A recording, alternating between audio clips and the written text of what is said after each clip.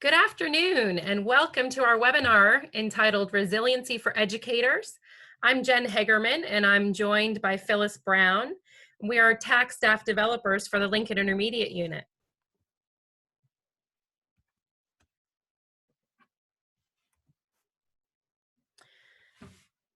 If you've joined us for some of the previous webinars this last week or so, you've probably seen some of the slides that I'm going to go through, so I'll kind of go through them quickly here. This is just an example of the team effort that it's been to put together all the information for you on our LearnOn website. We do have some webinar meeting norms this afternoon. You'll notice that your chat, your microphone, and your camera have been disabled due to the large number that's attending here. We want to make sure that everything we have to share with you gets through without any technical difficulties. There is a Q&A at the bottom of your screen you'll see, and if you have any questions throughout today's webinar, you're welcome to post them there, and we do have people monitoring, and we'll try to get you those answers as quickly as we can. We also want to make sure that you don't leave today without checking out the Act 48 link that should be shared with you at the end of this webinar. We also will post links in the chat for the survey for this webinar and then also for the Act 48 credit link. As I said, you should be redirected at the end of this. If not, there's always the option to on the LearnOn website. There is a link there that you can do for your Act 48 credit. All of our webinars, we want to remind you, they are recorded and they are available on the LearnOn website. You can check them out at any time. We also want to bring your attention to the fact that LearnOn not only is for the webinars, but we also have tabs. If you look at the webinar homepage or the LearnOn homepage, you can click on the links for educators, administration, and parents. And we have a multitude of resources under each one of those tabs for you to check out. We do have, moving to this online platform, we do have a change in expectation. We need to continue to provide that continuity of education in guidance with FAPE, and we need to make sure that whatever we are providing to the general education population, that we're also ensuring those same exact opportunities are available to our students with disabilities. And finally, looking at some of the best practices for moving to the online platform. We know that less is more. Prioritize what you want to get out there. In videos, they want to see your face. You need to have that connection with your students and the people you're sharing with. And also think about the timelines. You want to get that information out there as quickly as possible. Some guidelines are maybe a 6-minute max. Try to get the information out there as quick as you can. Be clear with your expectations for the students. Identify what they're going to have to do for you and how they're going to get that information back to you. I'm now going to turn over the rest of our presentation to Phyllis. She's going to take you through the remainder of our information for you here today. Let me give remote control back to her so she can get started. Thank you.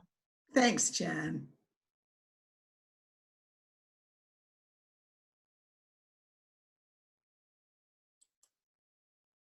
Oops.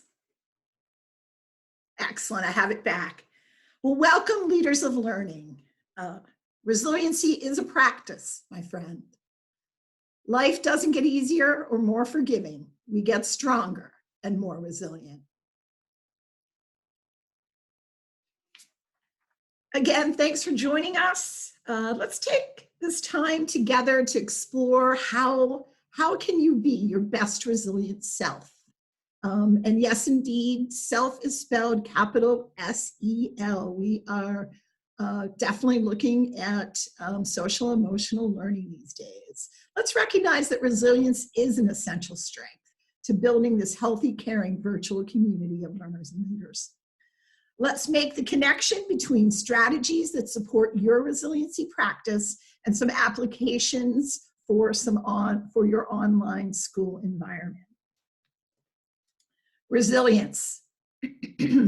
We didn't set out on this journey to travel this path of resilience, but resilience howled to us, its voice hoarse against the wild wind of life. I want to thank my friend Joan MacArthur Blair for those prose. Nobody can say it like she can. Her book is Building Resilience with Appreciative Inquiry.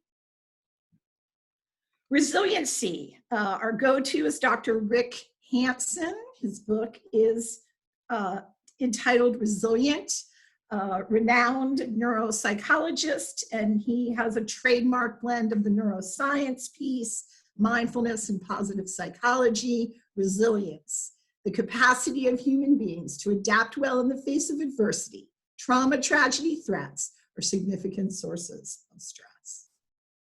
Resilience. Let's ponder it for a second or two. We're looking to find that individual path forward and having the strength to withstand our current circumstances. What are your thoughts on resilience? What's a synonym for you for resilience? If you wouldn't mind just putting it in the question and answer. I know Jen's monitoring for us, Christina is, and Nicole, and they can kind of share out some of your thoughts about resilience. Phyllis, we have an answer here of growth mindset. Yes, yes. Snaps around for a growth mindset, yes. Resilience is coping, perseverance, or grit.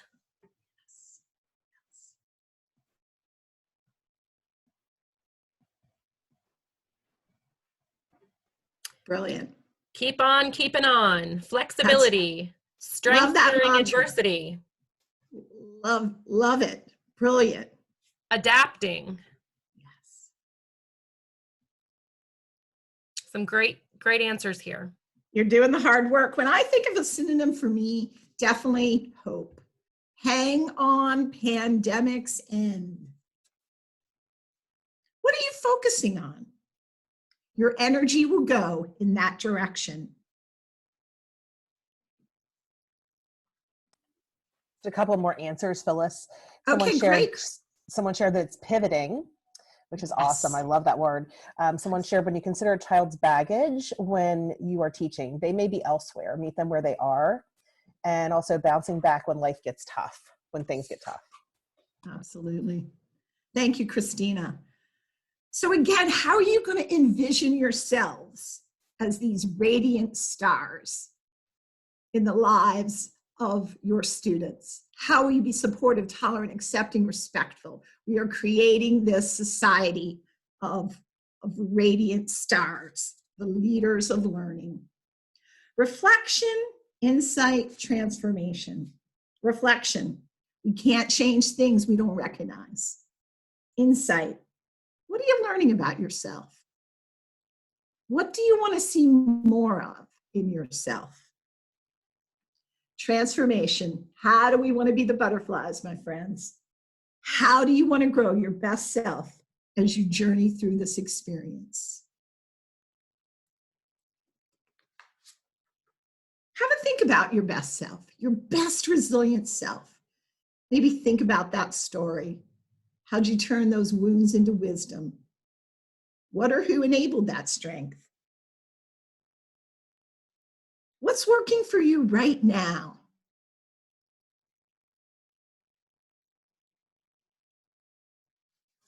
Did I hear anyone say mindfulness? Yes, mindfulness, an evidence-based strategy to teach resilience. Mindfulness is paying attention on purpose in the present and non-judgmentally to the unfolding experience, moment by moment. There is a link to a YouTube that John Kabat-Zinn that I wanted to share with you. So it's worth a see. We can teach mindfulness. We can teach it in stages. You have tremendous resources. Connect with your school counselors, your social workers, your psychologists. The Child Mind Institute is every day is the resources are just amazing what they're providing. Their docs are doing webinars every day. And please check out our LearnOn website. We did put some good resources there for you. So mindfulness, it provides that sensory opportunity to manage the anxiety. those of you who are in schools where PBIS is alive and well, you might have a look at your behavior matrices in school. If your expected behaviors, the acronyms PRIDE or PROUD, TRACS, what could you do? How could that school-wide expectation, what would that look like at home for you and your students? Let's just do a quick grounding activity. Here's what I'm going to invite you to do. You can certainly say it out loud in your new work environment, but you can also kind of think these things in your head. But I love this grounding mindfulness exercise. Here's what I'd like to invite you to do. I want you to name 5 things you see. Go ahead and do it. 4 things you feel. Right here, right now. What are you feeling? 4 things. 3 things you hear. 2 things you smell. 1 thing you taste. You are paying attention on purpose in the present. Mindfulness can be as simple as that grounding activity. I'm going to tell you, this is probably my favorite resiliency practice is gratitude, my friend. Another evidence-based strategy. When gratitude becomes your default setting, life changes. Did you know that gratitude and anger cannot coexist?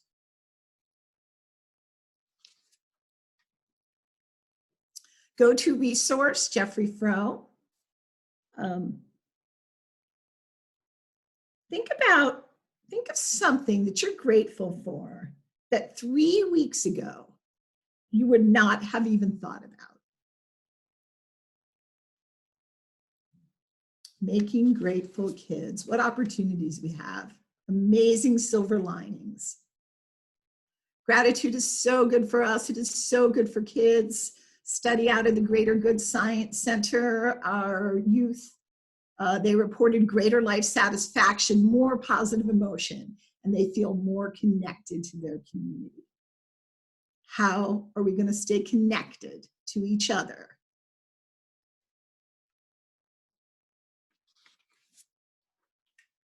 Optimism, positive psychology, another evidence-based strategy. According to Aristotle, educating the mind without educating the heart is no education at all.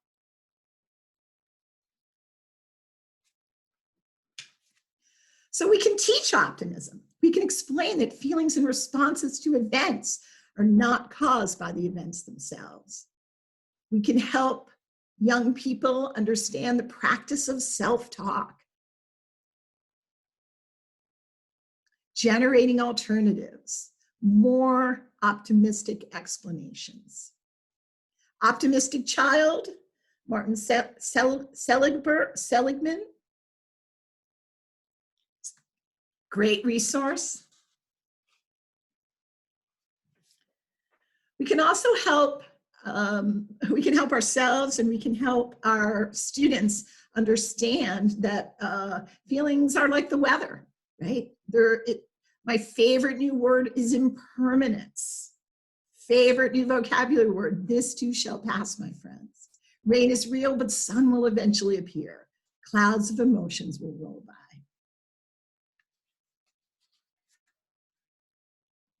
Just wait 90 seconds. If we continue to communicate how fleeting feelings are, we can help children understand that they will not always suffer. We all want to be happy. We all want to be free from pain. Dan Siegel, the whole brain child. So when we look at SEL, when we look at social emotional learning, we need it now more than ever, my friends. It is the forefront. It is relationship skills.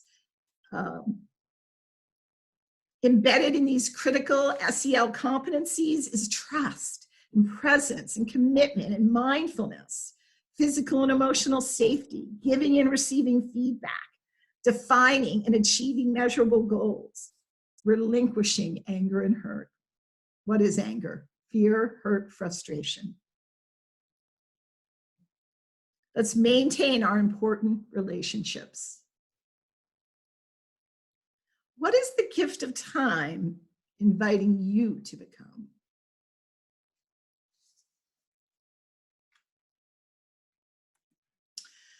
So we are exploring what literacy of reading looks like in a virtual environment and what math looks like in a virtual environment.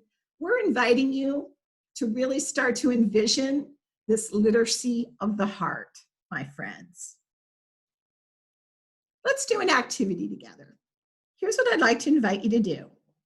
Make a heart with your hands. Yes, I'm hearting everyone right now. Make a heart with your hands. Beautiful. Okay. Now I want you to put that heart on your chin. Oh, my friends, our chin is down here. So how many followed what I did and not what I said?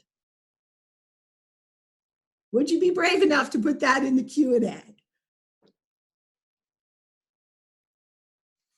So my friends, I'd invite you to think about what is a resilience practice that you can model for your students. They're still watching your behavior far more than they're listening to your words. What does your resiliency practice look like? How do you want your best resilient self? One of our TAC teammates shared this with us. I think it's very in our new world, hashtag worthy, t-shirt worthy in my world. Listen, relationships before rigor, grace before grades, patience before programs, love before lessons. Remember the heart, my friends. Remember the heart. Your wishes, your hopes, your dreams. How will you be your best resilient self?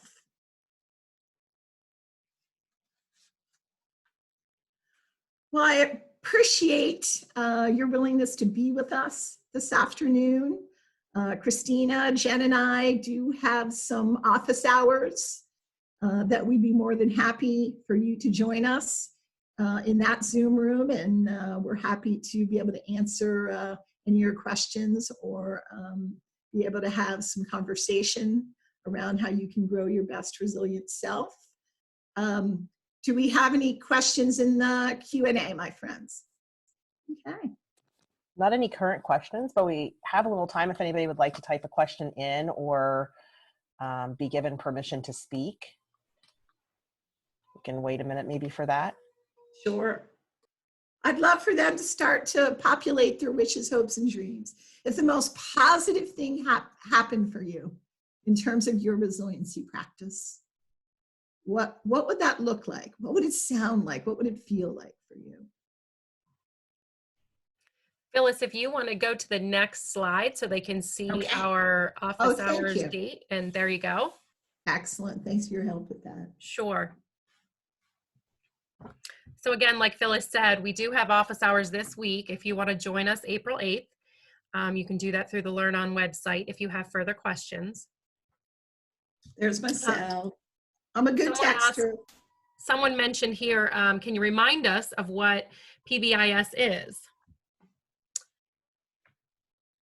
Yes, great question. Positive behavior intervention supports is what those alphabet letters stand for. It's systems-wide positive behavior support, and it is just a joyous culture and climate building process where teams are engaged in this good work to grow healthy, more caring communities of learners and leaders.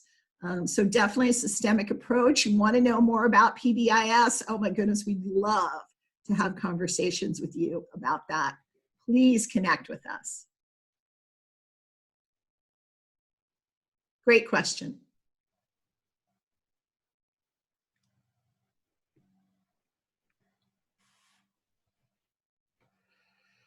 Again, at the end of this webinar, you'll get your link to the Act 48 credits, and there also will be a survey for our webinar. So please take the time to complete that. We would appreciate the feedback.